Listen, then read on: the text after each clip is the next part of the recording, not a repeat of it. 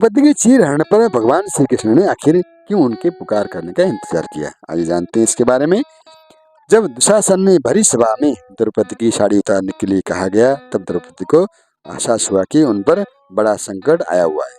उन्होंने अपनी लाज बचाने के लिए भगवान श्री कृष्ण का नाम पुकारा और महाभारत की कहानी अपने घरों में ही बचपन से ही सुनते आए हैं कि कैसे कौरव और पांडव की दूत क्रीड़ा के समय युधिष्ठिर ने द्रौपदी को दांव पर लगा दिया था और दुर्योधन की ओर से मामा शकुनी ने द्रौपदी को जीत लिया था। उस समय दुशासन ने कैसे द्रौपदी को बालों से पकड़कर घसीटते हुए सभा में ले आया और द्रौपदी ने जरा भी अंदाजा नहीं था कि उनके साथ क्या होने वाला है। जब दुशासन ने भरी सभा में द्रौपदी की साड़ी उतारने के लिए कहा गया, तब द्रौपदी को एहसास हुआ कि उन पर बड़ा संकट आया हुआ है। उस वक्त उन्होंने वहां बैठे भीष्म पितामह, द्रोणाचार्य और विदुर जिसे न्यायकर्ता और महान मुखदर्शक बनकर बैठे हुए थे और पांडवों ने लज्जा से सर झुका रहा था। ये देखकर उन्होंने अपने सबसे प्रिय सखा भगवान श्री कृष्ण का नाम पुकारा। उद्धव गीता, ये उद्धव भगवान भागवत में श्री कृष्ण के सखा उद्धव ने उनसे इस संबंध में कई सवाल करते हैं। आइए जानते हैं श्री कृष्ण उद्धव के प्रश्नों को कैसे उत्तर देते हैं। महाभारत में जितने भी रिश्ते देखे हैं और पढ़े हैं जाते हैं, उनमें श्री भगवान श्री कृष्ण और द्रौपदी के बीच की रिश्ता बहुत ही खूबसूरत और विस्मयकारी है। आइए जानते हैं कि सखा ने अपनी सखी को अपमान से कैसे बचाया।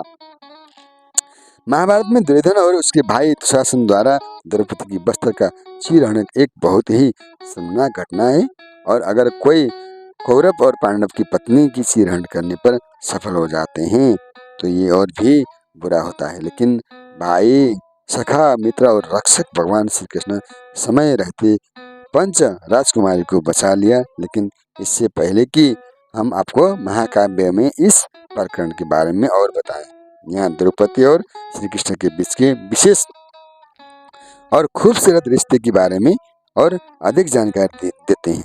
महाभारत में कई कहानियां हैं जो महाकाव्य के अन्य भागों से समानांतर चलती हैं। ऐसी ही एक कहानी है पांचाल के राजा द्रुपद की। राजा द्रुपद अपनी युवा अवस्था के दिनों में गुरु द्रोणाचार्य के मित्र थे, जो बाद में कौरवों के पारिवारिक गुरु बन गए। द्रोणाचार्य और द्रुपद के बीच मनमुटाव हो गया था, जिसके बाद द्रुपद बदला लेने के लिए तरस रहे थे और उन्हें संतान प्राप्ति की इच्छा से एक यज्ञ भी करवाया। यज्ञ की अग्नि से एक बालक उत्पन्न हुआ, जिसका नाम उन्होंने धृष्टद्युम्न रखा और फिर एक श्याम वर्णी बालिका उत्पन्न हुई, जिसका नाम उन्होंने कृष्णा रखा। लेकिन चूंकि यह लड़की द्रुपद की पुत्री थी, इसलिए उसे द्रौपदी या पांचाली कहा जाने लगा। महाभारत की एक कथानक के अनुसार द्रुपद की इस इच्छा थी कि मथुरा की राजकुमार भगवान कृष्ण उनकी बेटी द्रौपद से ही विवाह करें।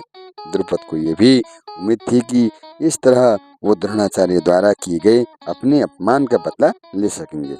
कृष्ण ने विनम्रता से विवाह से इनकार कर दिया था, लेकिन पिता पुत्री की जोड़ी को अपने चचेरे भाई अर्जुन का नाम द्रौपदी के लिए योग्य और भावी वर के रूप में सुझाया।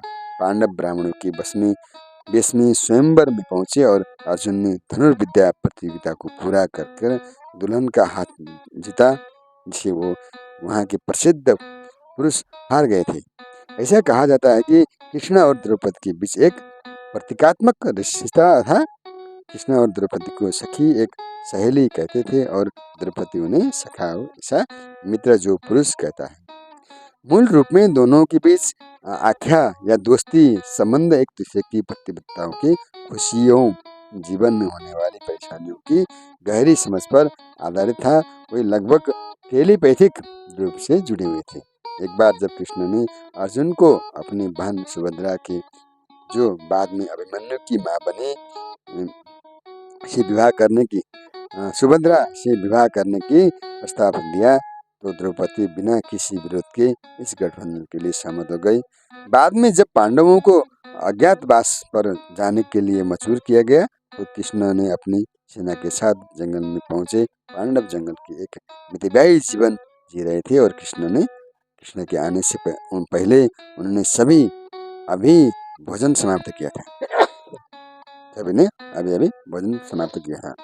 कहा जाता है कि कृष्ण ने सखी से कहा कि वे उन्हें और उनकी सेना को भोजन परोस दें।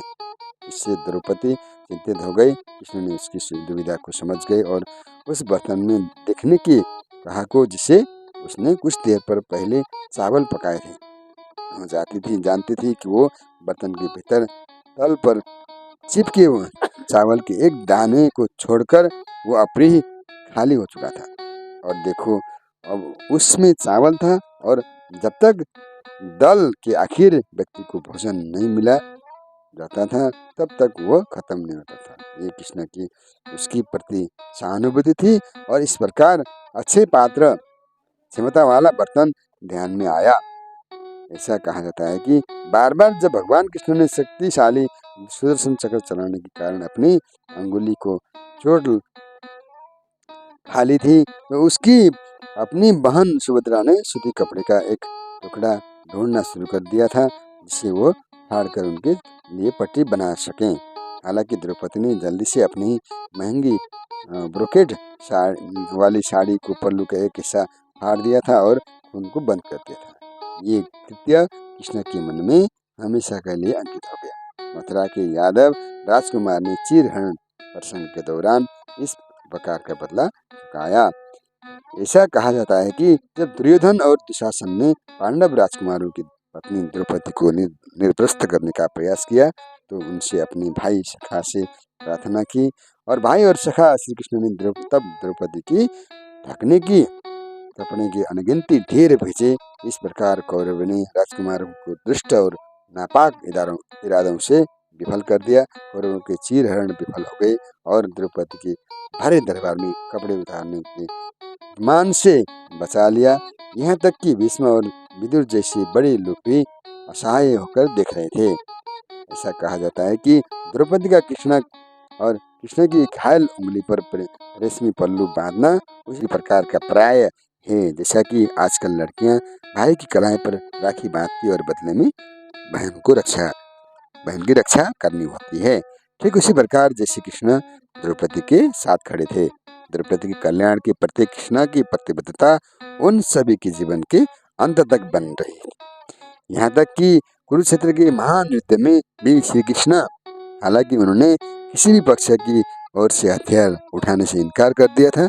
अर्जुन की सारथी बन गए। खून से लथपथ और गाड़ियों के निशानों पर युद्ध के मैदान में सारथी का भूमिका निभाना बहुत ही मुश्किल काम था। द्रौपदी की खातिर कृष्ण ने अपने चचेरे भाई अर्जुन को उनकी सखी का पति और प्रेमी था का मार्गदर्शन किया और उनकी रक्षा की। आज भी मित्र, भाई, रिश्तेदार और कृष्ण की दृढ़ निश्चय सुंदरी द्रौपदी के प्रति शुद्ध प्रेम और समझ लोक कथाओं में वर्णित था। इससे केवल विस्मय और सम्मान प्राप्त होता है। इसलिए आज के प्रसंग हम लोग यहीं विश्राम देते हैं।